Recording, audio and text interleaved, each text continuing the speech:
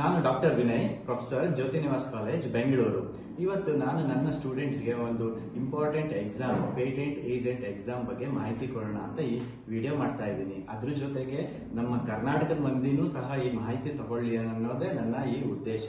ಯಾಕೆ ಅಂದ್ರೆ ಪ್ರತಿ ವರ್ಷ 5,000ರಿಂದ 7,000 ಮಂದಿ ಈ ಎಕ್ಸಾಮ್ ಬರೀತಾ ಇದ್ದಾರೆ. ಆದ್ರೆ ಇದರಲ್ಲಿ 300ರಿಂದ 400 ಮಂದಿ ಮಾತ್ರ ತೇರ್ಗಡೆ ಆಗ್ತಾ ಇದ್ದಾರೆ. ಅದರಲ್ಲೂ ಕರ್ನಾಟಕದ ಮಂದಿ ಅಂತೂ ಕೇವಲ ಬೆರಳೆಣಿಕೆ ಅಷ್ಟೇ ಮಾತ್ರ ತಗೊಳ್ತಾ ಇರೋದು, ಎಕ್ಸಾಮ್ ನ ಕ್ಲಿಯರ್ ಮಾಡ್ತಾ ಇರೋದು. ಹಾಗಾಗಿ ಈ ಎಕ್ಸಾಮ್ ಬಗ್ಗೆ ಪ್ರತಿಯೊಂದನ್ನು ಮಾಹಿತಿ ಕೊಡಬೇಕು ಅನ್ನೋದೇ ನನ್ನ ಉದ್ದೇಶ. ಹಾಗಾಗಿ ಈ ವಿಡಿಯೋ ಮಾಡ್ತಾ ಇದ್ದೀನಿ. ಕಡೆ ತನಕ ನೋಡ್ತಾ ಇರಿ, ಲೈಕ್ ಮಾಡಿ, ಸಬ್ಸ್ಕ್ರೈಬ್ ಆಗಿ.